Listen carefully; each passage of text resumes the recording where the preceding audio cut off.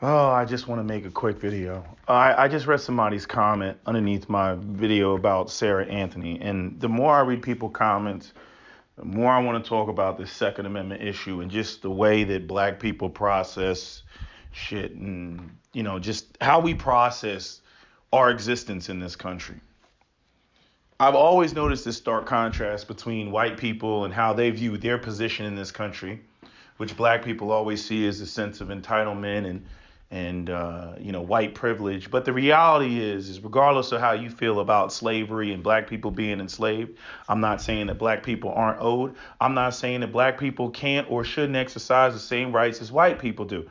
But a lot of times y'all say that, y'all point out, oh, well, white people are doing this, but you feel like you know that you can't, right? But yet you all don't go out there, you don't protest, you don't march, you don't have a show of force and a show of rights in mass. It's like one of them situations like they ain't going to arrest all of us, not all of us, right? And I'm saying we don't seem to have the right mentality. Like we seem to look at white folks like, oh, well, they doing something that I think in my mind, in my encaged, imprisoned, enslaved mind, that I wouldn't be able to do. So what I want to do is I want to make sure that they can't do it because I can't do it. And I'm like, that's such a childish way of looking at it. That's such a childish way of looking at it. I got a video coming talking about how the Democrats got us on the plantation. Mentally speaking, they don't serve us. They serve, their oligarchy, elite corporate masters, and their freaking overlords and whatnot. That's who they serve, which is again why you can always get a unified voice on gun control, sensible gun laws. What's the other thing I said? Reasonable gun laws, assault weapons bans, weapons of war. Notice like the language is all the same, but there's no unified front on any pro-black language that's specific to us. Anytime black people want to talk about something specific for the black community, they always come up there with black and brown folk and minorities and all these other vague ass terms because it's like they can't say specifically black people because, again, when it comes to their white overlords, they don't want to hear that. They want things to be vague, right? Again, it just includes everybody, nothing specific to black people. I mean, this is how the civil rights movement got watered down. Black people went out there and did all the marching and did all the protesting, and everybody else underneath the sun is the ones that benefited. People who weren't even American citizens came here yesterday. I mean, if it wasn't for the 1965 civil rights movement, they wouldn't have eliminated the Chinese Exclusion Act, which is why I said it's retarded for Chinese people to start, or Asian people in general, to just talk about, how, they ain't getting into college because of black people and whatnot. Again, what HBCU did you apply to? So I'm repeating myself, and you're probably going to hear me say this again in another video, but I just want to get this off my chest because I had somebody leave a comment, and the comment, basically was like, and listen, like this shows how much we don't think like white folks. Okay, I mean, we really, really don't. We don't think like a free people. White people operate as a free people, regardless of what you want to think about it, how you feel about it. White people operate as a free people. So the person said, well, do you think that something to the effect of, do I think that it's okay for them to walk in the state house with assault weapons and that they're intimidating, the people in the state house? I'm like, and then as I was typing, I thought about it. I was like, yeah, that's the point. That is the point. Now, I don't agree with bringing guns to a rally that's not a 2A rally. However, him making that point about how it's to intimidate, I say, you know what? That is what it's about. They're reminding the government officials that they work for them. They're reminding that, the Constitution says we the people. And this is part of the problem. And I've seen this across the board when it comes to black politicians. Black politicians, when they get into office, even though they have white overlords, Okay, when they get into office, they see themselves as special Negroes. They see themselves as having extra privilege relative to everybody else. Not saying that the white folks don't think that, but I'm saying white people are quick to remind government officials, motherfucker, you work for us. I have a shotgun, I have a 20 gauge, a 12 gauge, my son's hunt. Guess what? You're not allowed to own any weapons. I'm not taking your gun away at all. You need 100 rounds. You were in Beto when you said you're going to take our guns. I did not say that. That's not true. I did not say that. It's a viral video like the other ones you're putting out there. They're simply a lie. Your voice, you said that you're taking the guns. Oh, he just clarified it. Wait. Take your AR-14s and what? Okay, this is not okay. Hold on. Hey, let's There's a lot of guys. A lot of guys want to. I'm not working. A lot of guys want to. I'm not working. A lot of guys want to. I'm not working. Okay, the whole point of the Second Amendment is to create what? Balance between the power of the people and the power of the government. That's the whole purpose. The founding fathers, the white people who founded America, broke away from the Queen of England. Okay, they fought her to get away from all that. Right? So right off top, this nation was founded off of, the idea of the radical idea, especially at the time, of being your independent, or being an individual. Okay, and not having being controlled by, the powers that be. Right? The irony is that the nation was founded on that concept, but then the first thing they did was go and enslave another group of people and impose their will and themselves on another group of people, that being Africans and African slaves used for slave labor. Right? So right off top from this nation's conception, right, this nation was founded in contradiction. In one breath, we hold these truths to be self-evident that all men are created equal. In another breath, we got slaves, right? We don't want to be, controlled by the crown, but we got slaves. So I'm saying you got to understand the history, and you got to understand, why white Americans think the way that white Americans think. It's in their documents. It says it right there in the preamble of the Declaration of Independence. If you really want to know what the Second Amendment is about, the Second Amendment is about overthrowing a tyrannical government. It says it right in the preamble of the Declaration of Independence. Look, just all you got to do is Google it. I don't got to sit here and read it to you. Google it. Preamble Declaration of Independence. It's right in there. It says not for transient reasons, but basically, if it becomes so unbearable, then it doesn't say it is just your right. It says it is your duty to topple said government and replace it with something that's more effective for you.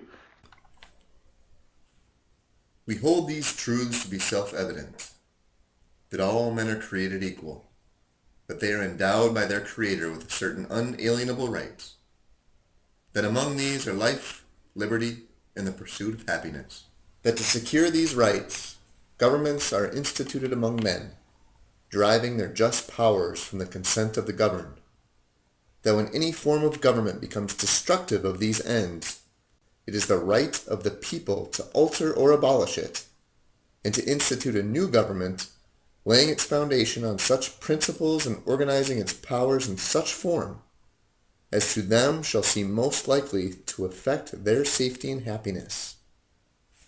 Prudence, indeed, will dictate that governments long established should not be changed for light and transient causes, and accordingly all experience hath shown that mankind are more disposed to suffer, while evils are sufferable, than to right themselves by abolishing the forms to which they are accustomed. But when a long train of abuses and usurpations, pursuing invariably the same object, evinces a design to reduce them under absolute despotism, it is their right, it is their duty, to throw off such government, and to provide new guards for their future security. That's what it says. And so when you get these white people, these white conservatives and whatnot, and they out there with their guns, they're reminding the government that you don't tell us what to do. Now, see, I notice when it comes to black, we don't think in those terms. We scared. We scared of the police.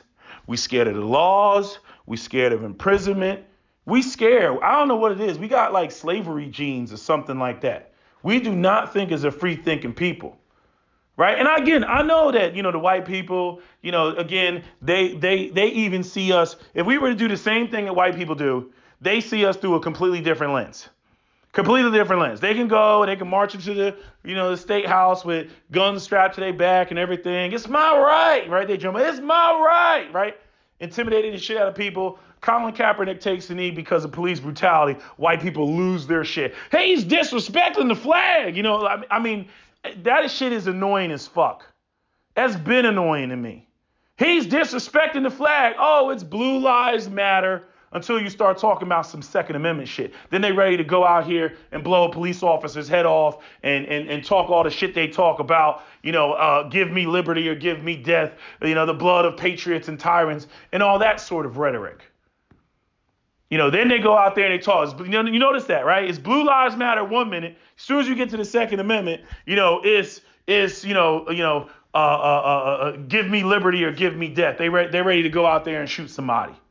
And again, if we get into it with police officers, all of a sudden it's Antifa, it's Black Lives Matter, they're a fucking problem. They attacked one of our boys, our police officers. Yeah, because they're white and they see police officers as the enforcement arm of the system of white supremacy. So don't act like I'm not aware of white people's hypocrisy. They're full of hypocrisy. Right? But what I'm saying is black people need to challenge that hypocrisy. And challenge it in a very real and visible way. Not just call it out. We like to call it out. Oh, they got those guns. They're intimidating the politicians, this, that, and the third. But we don't go out there and do the same thing. We don't go out there and exercise the same right. We say, oh, no, what's good for the goose is good for the gander. We don't operate like that because, truth be told, we scared. White people ain't scared. See, when you entitled to some shit or you feel entitled, you ain't scared. Why would you be scared when you feel that you entitled to some shit?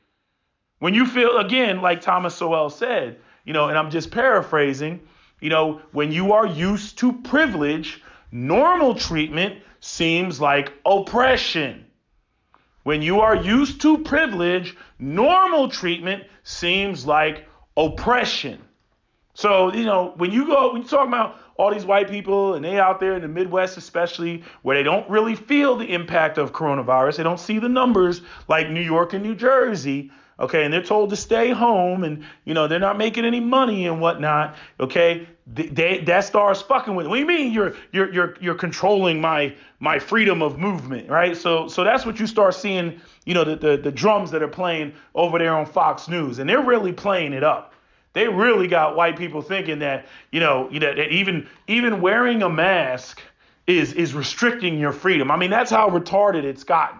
You got people spitting on people in Walmart and, just acting all crazy. And don't get me wrong, there's black people who do it too. Black people, it comes from like a different, black people got a chip on their shoulder about, being told what to do, by white folks. And, we act out and act a damn fool and all that. And again, it's part of the reasons why we have a problem even internally when it comes to structure. We don't like the idea of structure. We're so anti-structure, we get retarded with it. White folks ain't anti-structure. They're anti-structure being applied to them, but they want it to be applied to everybody else. They give the niggas the rules. Niggas can have rules, but we don't want no rules. We have freedom of movement, right? Like I said, I think coronavirus is going to hit real heavy in the wintertime, in the Midwest and in many of these rural places. And they're going to be crying and bitching and whining and moaning, when Aunt Matilda dies. And then, they're going to be, I don't know why this is happening.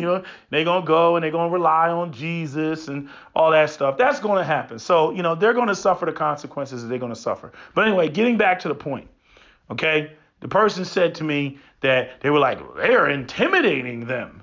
And I was like, yeah, they are intimidating them. Bringing the guns there and everything. Hell, just showing up in mass like that, angry and loud, that shit is intimidating. That is what it's designed to do. But it strikes me as very odd, and maybe I shouldn't be surprised, but it just strikes me as very odd, the way that a black person, will say that like there's something wrong with that. Like that's not to be an American. I like the way that white people see themselves as being American. I like that shit. I like that, you work for us. You work for us. You saw how Joe Biden didn't like that when he was confronted by that, what was that, the oil rig or factory worker or whatever. And he told Joe Biden, he was like, you work for me, bro. A lot of guys wanted this. I'm not working. Joe Biden didn't like that. See, again, that's that elitist Democratic idea. And this is the whole problem with the Democratic Party. The nanny state. We're educated. We're intelligent. We know more than you. We know what's right for you. We know what's safe for you. Right? We're going to ban this and restrict that and create more laws and everything. If you really look at the Democratic Party as a whole, it's all about restrictions and regulations. If you look at conservatives are like, let motherfuckers be. Or maybe they are about restrictions and regulations, but they're more subtle about it. You know what I mean? They boil the frog, you know what I'm saying? Slowly, right? That's how Republicans do it if they're going to put any sort of restrictions out there. Democrats stupidly go up and they just crank the heat up. They're just like, we're going to go from off to on. And that's what we're going to do. And that's why they call it progress, right? They're being progressive. We're moving things forward, right? It's in the name. Being progressive is moving forward. Being conservative is to conserve, keep things as they are, right? And so a lot of white folks, they want to keep things as they are. They want their freedoms. They don't want more regulation. Where black people seem to be oddly indifferent, to freedom, so to speak. They're just oddly indifferent. I don't understand it, but we always, this is why, the whole thing is just, again, when I look at black people's behavior, regardless of all the hotep stuff I hear and all the, pro-blackity black stuff and community this and community that and yada, yada, yada, I don't see the type of actions that a free thinking people would actually take. Again, you would think, I say it time and time again, as an ex-slave population who went through, Jim Crow and all that, like I said in my other video that I don't even know if I'm going to post now because this one's nice and shorter and more concise. You know what I'm saying? Like from 365, that black people were freed with the Emancipation Proclamation. Okay. The civil rights movement didn't start until, come to its completion until 1965. That's 100 years. 1865 to 1965 is 100 years. Think about all the shit that black people went through in that time period. Think about all the shit they went through. All the communities that were burnt down, all the lynchings that took place. 100 years of that shit. 100 fucking years. And yet today our black politicians stand up there and talk about we need more gun control. We need more gun control. Again, the inner city stuff that goes on, that's poverty related. That's poverty related. People always want to say, oh, it's black culture. Oh, you got to keep guns out of the hands of black people. Even Bloomberg said that. But as I always say, please direct me to the upper middle class black kids committing drive-bys. If it's all about, just black people plus guns equals crimes, again, show me where you have these well-off black kids that are committing crimes. You don't see it. Why? Because they're good. They're living comfortable. They're not starving. They're not in desperation mode. They're not in survival mode. All they got to do is go ask mommy and daddy for something. They get it. I want some new Jordans. Okay, here's a credit card. Go to the mall with your friends. See you later. That's how it happens. Hell, when again, I grew up in the burbs, white kids that were fuck ups. They got to go out of their way to fuck up. You know what I mean? Like, you're just being an asshole just to be an asshole at that point. It's like, damn, dude, like, you doing this shit because you think it's fun. You're not even doing it because you actually struggling and you trying to get out of the hole or something like, a majority of black people are doing that live in urban environments. You just doing it just because you're bored. I don't even know how anybody has any respect for that. But I don't know. That comment really is fascinating, but it bothers me at the same time. You know, they're trying to intimidate. And then there's this whole issue, like as though, them white people were not there for Sarah Anthony. If she's trying to put that sort of idea out there, she can stop it. I mean, hell, she didn't even want to acknowledge. If you go and you look at the quote from the article in which it's from, which is in the description box of the last video, titled, protecting Sarah Anthony, she didn't even want to acknowledge, that she liked the fact that they were there protecting her. She said something to the effect of they wanted their presence to be known. I forwarded the shit to Cap. Cap went the fuck off on it. Cap was like, this bitch, fuck that bitch. He went the fuck off on it. And I'm saying he rarely does that because, Cap, he's a defender of black women majority of the time. But I already knew that was going to set him off because that's very similar to when he bought a black woman a car who had 3 kids. He didn't want her riding on the bus. And she had the audacity to turn to him talking about, Jesus would have done this for me. That type of shit where you don't even give these people are out here, quote unquote, risking their lives to protect her. And her response is they wanted their presence to be known. Like, in other words, I like the fact that they're protecting me, but I'm not gonna own up to that because, again, I gotta tote the Democratic Party line, not the black agenda, the Democratic Party line. I gotta stay on code with Everytown for gun safety. I gotta stay on code with Moms Demand Action, right? I gotta stay on code with these Second Amendment organizations, Mayors for Gun Safety, whatever the hell other Bloomberg check writing organization he got going on. You see, and I'm saying, notice how when it comes to the gun control issue, black Democrats stay on code. But when it comes to black issues, there is no code. There is no code for them to stay on. Right? Not only that, there's no way for them to be accountable. Look how they fear Michael Bloomberg. I mean, they fear this man. If they go in the wrong direction, they ain't going to be getting no checks. Right? The only person, you got the Vernon guy down there in Atlanta, you know what I mean? And he said he supports Trump. And then, people were like, black people got all in their feelings, you know what I mean? And he's the only one at the NRA is like, we give him a thumbs up. Black man, the only one. And I'm saying he's on the fringe. People like other Democrats are looking at him like, nigga, you ain't on code. Right? So they giving him all type of problems. It's affecting his funding and everything. They got to reel him in. Right? But I want you to think about that. Again, like black people always want to talk about white supremacy. Who really runs and controls the Democratic Party? It ain't black people. It ain't black people. You know what I mean? I'm saying, the fucking system of white supremacy is playing good cop, bad cop on black people. And so black people think when they vote Democrat, that they're voting for, a black agenda that doesn't exist, but they're not voting for anything other than the system of white supremacy maintaining itself. I mean, in other words, it's like, how do I get black people to give up their guns? I know. I get black people to vote for black people who will convince them to give up their guns if they don't already have them. It's brilliant.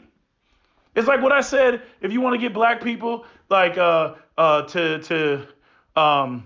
you want to create laws to deny black people access to firearms, raise the prices on everything.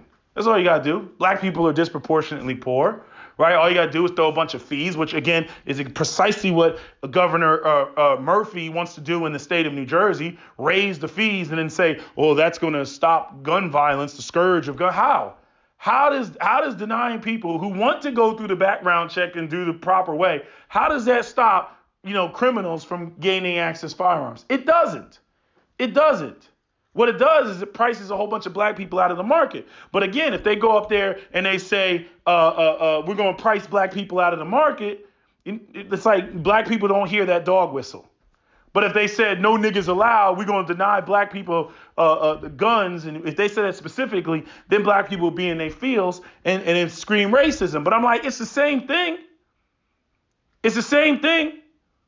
If white people, if they do the shit at the club, you know what I mean? If they don't want black people, I'm telling you right now, somebody used to work at a club. If they don't want black people there, $20 cover. All the riffraff, all the niggas, they not gonna show up. $20 cover. Oh, if they want to really make it really exclusive and really whittle down the number of black people, $40 cover. How many niggas gonna walk in the club and pay $80 with them and they lady just to walk in the door? They can keep a whole bunch of black people out just by doing that. And they'll do the same thing with everything else they want black people to stay out of, right? Because, again, the system of white supremacy operates on, we deny you access to economic opportunities, therefore you don't have the money. Therefore, if we create a barrier high enough that you can't get over because you don't have the money, well, guess what? That's the exact same thing as putting up a sign that says, no niggas allowed. It's the same shit, it has the same effect. So I don't know why a lot of black people don't see when they present these sort of backdoor avenues of denying us, access to rights and whatnot. We think completely differently when it comes to the Second Amendment. We're not a free people. We don't think as a free people. We're scared, worried about the consequences and all this other shit. Them white people wasn't scared of shit. They wasn't scared. They wasn't scared of shit when they went down there and protested in front of the Northam, in Virginia when it came to their Second Amendment rights. They ain't scared of shit when it came to marching on the Michigan Capitol. They wasn't scared of shit. Black people, oh no, we can't do that. Master said we can't do that. You know what I'm saying? Niggas talking about 1 million man march. How about 1 million armed black men march? You really want to make some headlines and whatnot. You really, and I'm saying, I like putting white people on the spot. I'm like, nah, motherfucker, you support the Second Amendment. You should be out there marching with me. But, again, the optics and shit. Well, I don't know if I want to be out there standing next to some Black Panthers. Nah, this is about the Second Amendment. Yeah, they're going to be wearing their Black Panther shirt and everything else. So the fuck what? This is about both of us coming together to support the Second Amendment. Will you join me, brother? And they put a big ass grin on our face. You know what I'm saying? Like, that's how you handle this shit.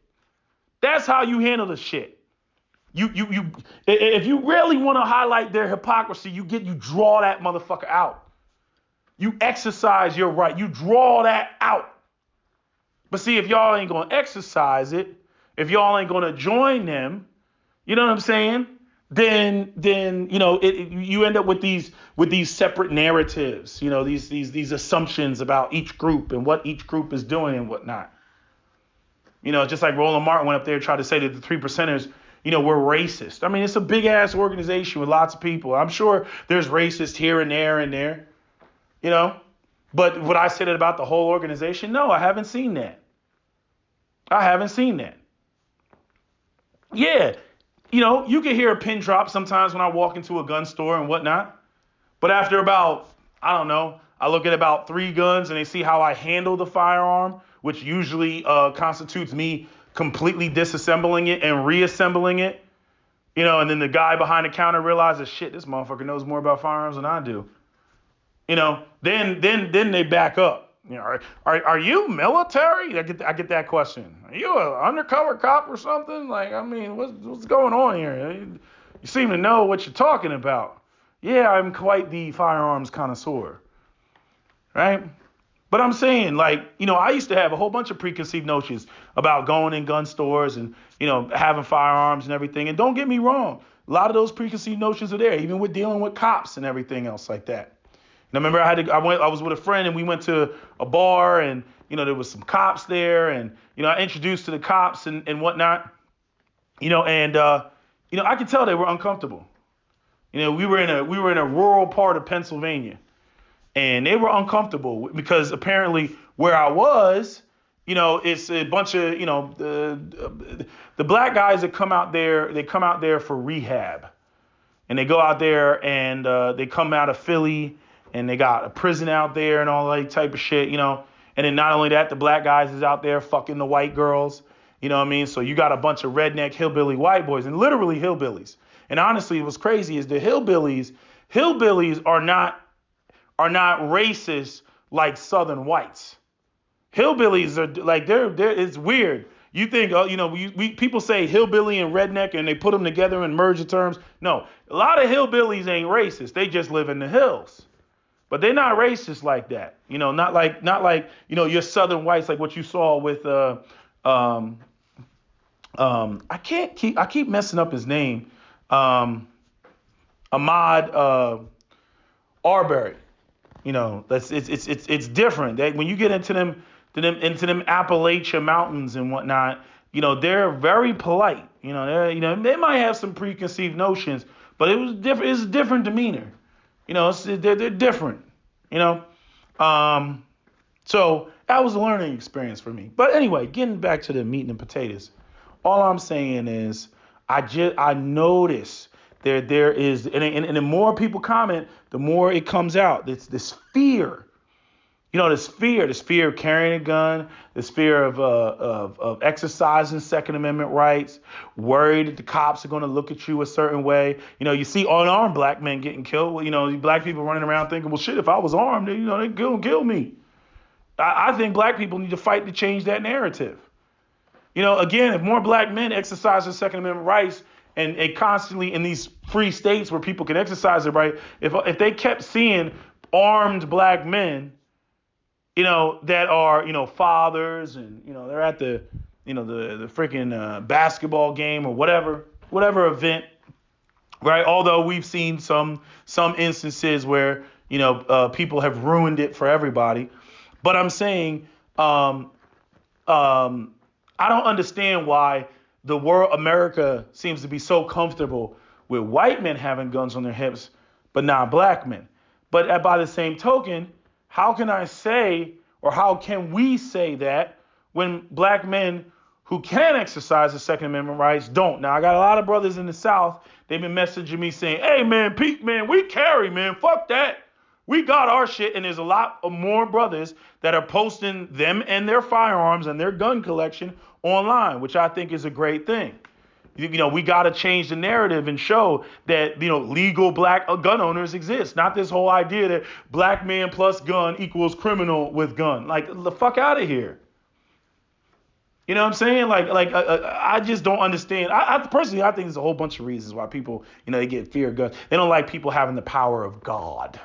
That's what they don't like, right? Because you're as close to having the power of God with a firearm as you can possibly get.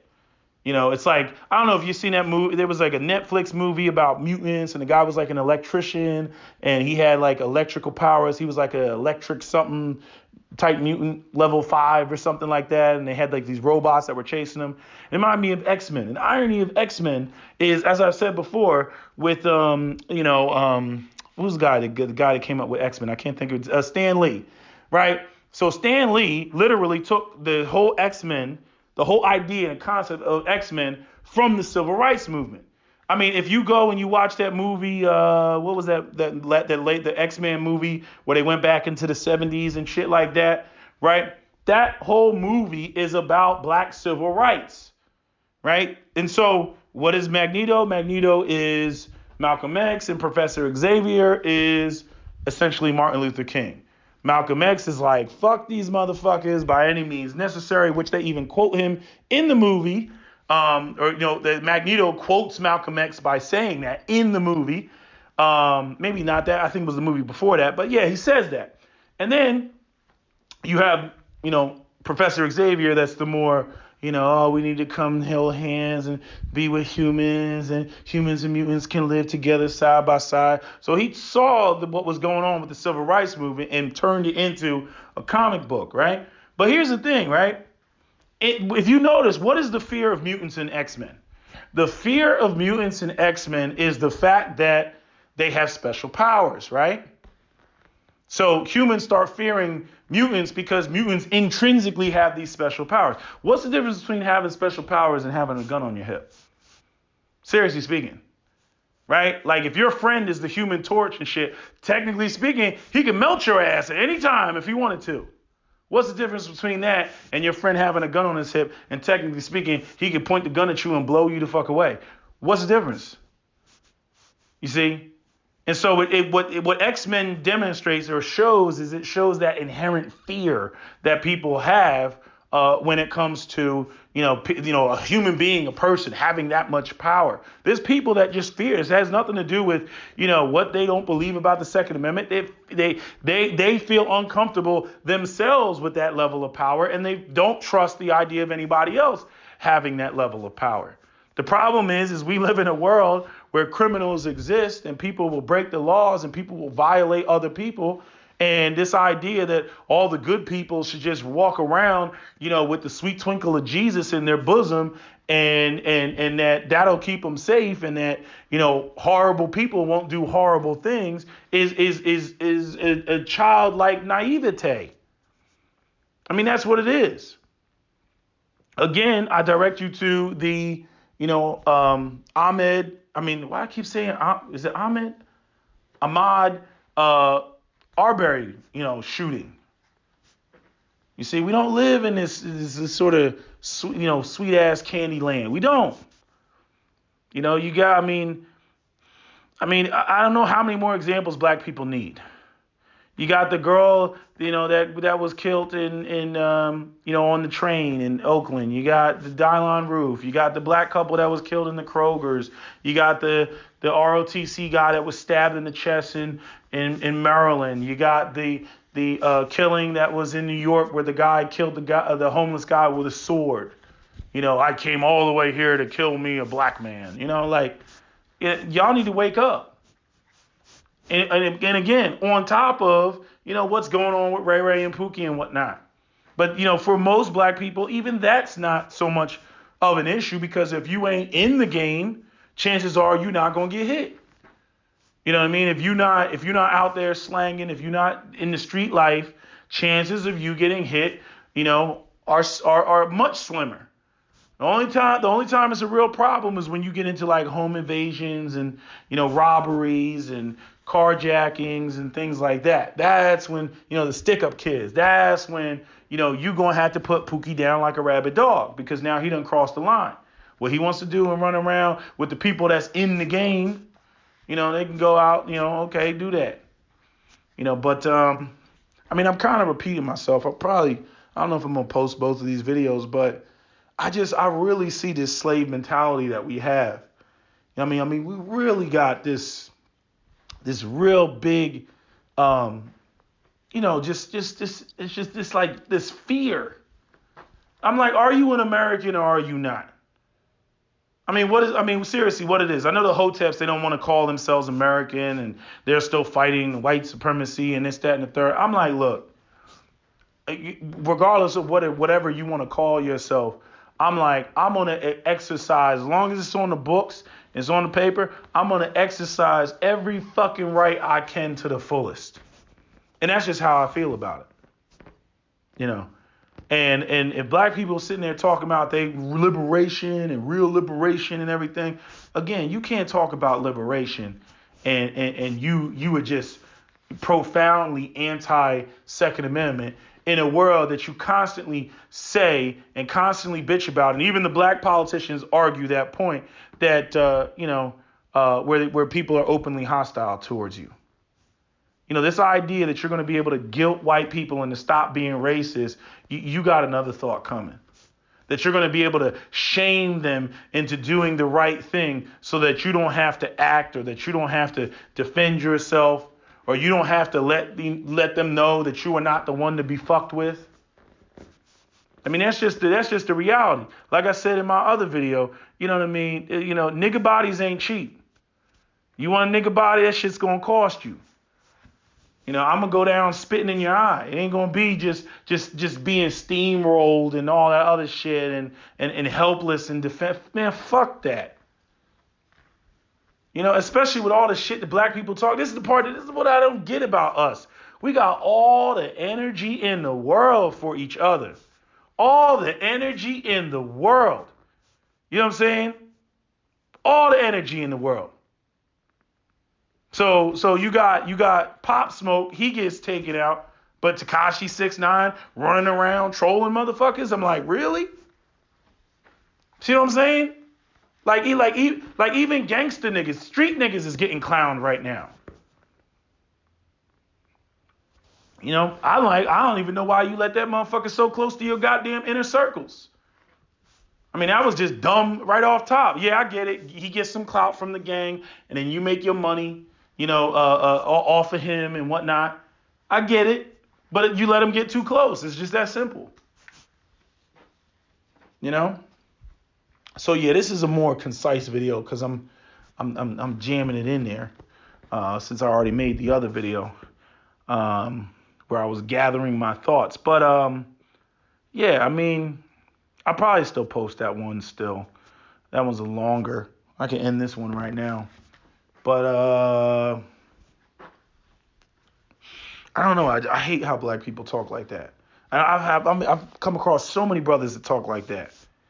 You know what I mean? Like, I'll say that shit all nonchalantly. Like, oh man, got a problem, man. And this is happening, blah, blah, blah. Spot got broken into and da-da-da-da. I'm like, yeah, man, get a gun. Get a gun? It's so weird how it's just, I'm like, nigga, you a grown ass man. You know what I'm saying? Like, you a grown ass man and motherfuckers act like, and the thing is, it may be just the East Coast thing. Because what the East Coast has done is it has killed the culture of the Second Amendment in the East Coast. Okay, and that's pretty much the goal. Where guns become this taboo, evil talisman, like the knife in the Golden Child or something, right? That's what the gun becomes in the Northeast. Because there's no balance. Anytime you see gun, you see criminal. My father said the same thing. Anytime you saw a black man with a gun, even when he was growing up, it was tied to illegal activity.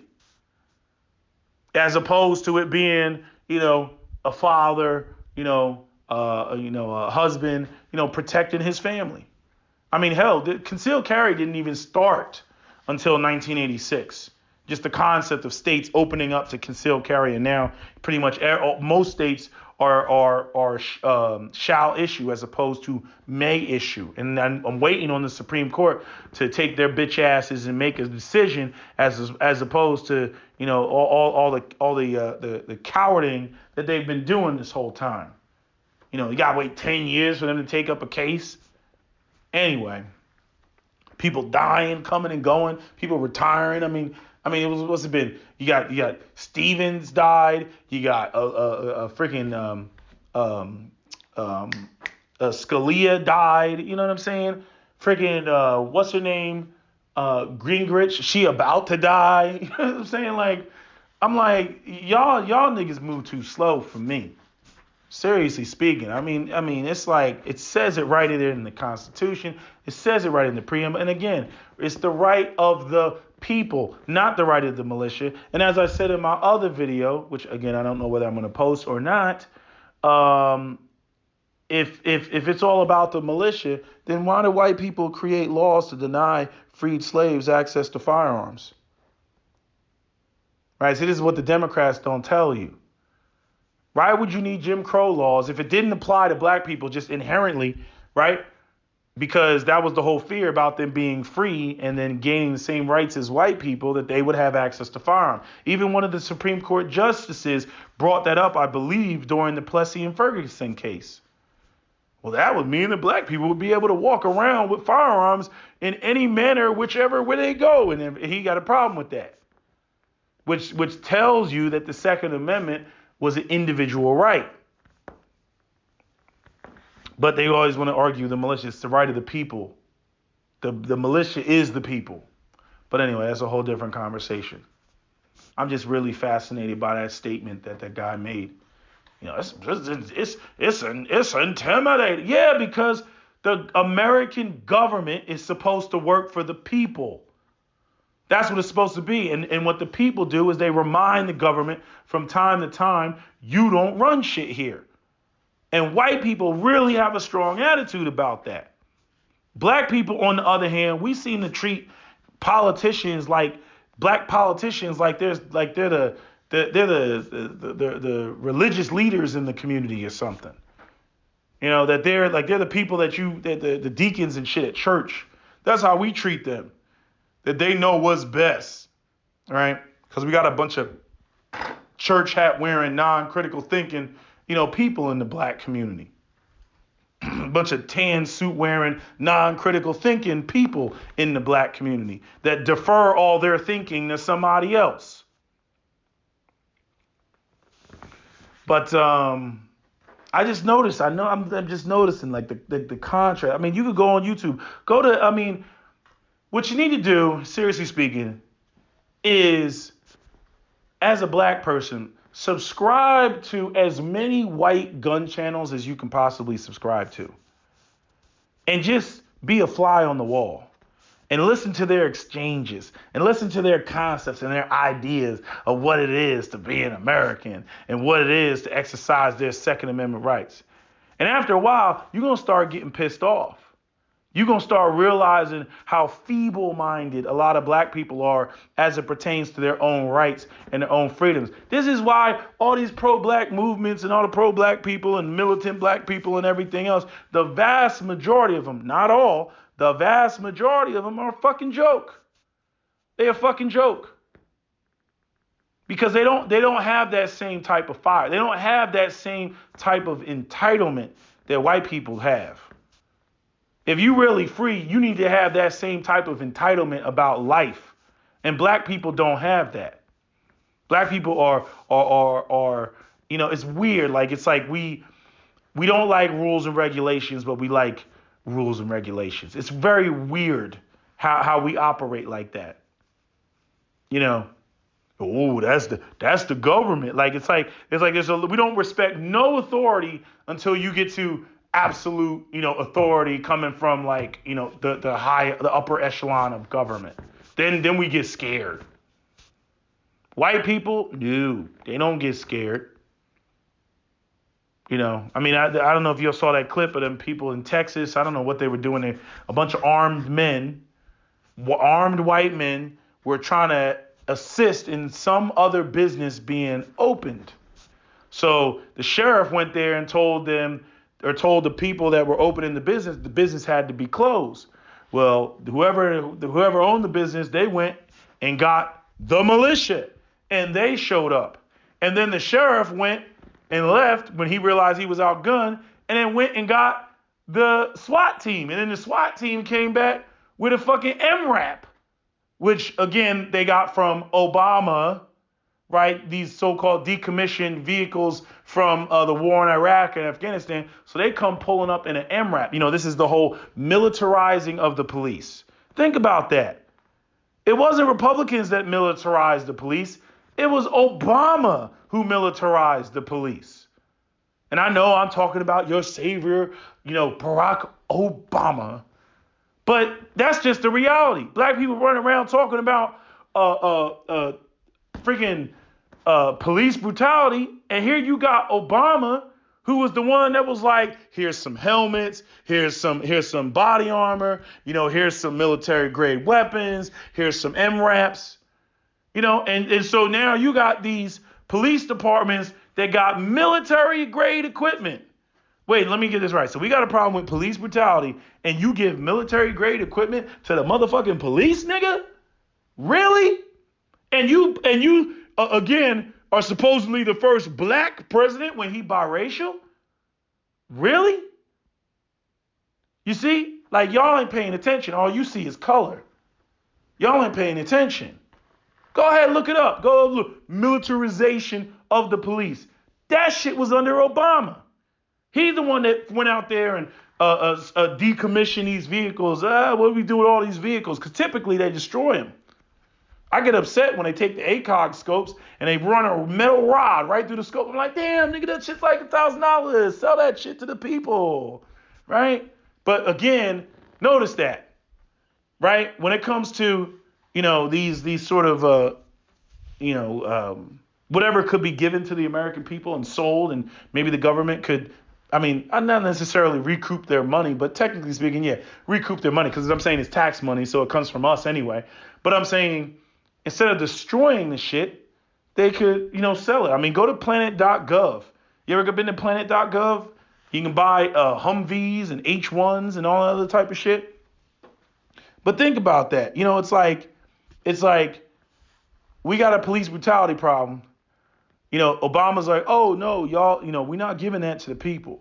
We don't want to import guns and weapons and all this other type of stuff. Can't even get these decommissioned 1911s from World War II, right? Nah, we don't want to put guns on the street. But what we will do is we'll give our law enforcement officers more freaking material.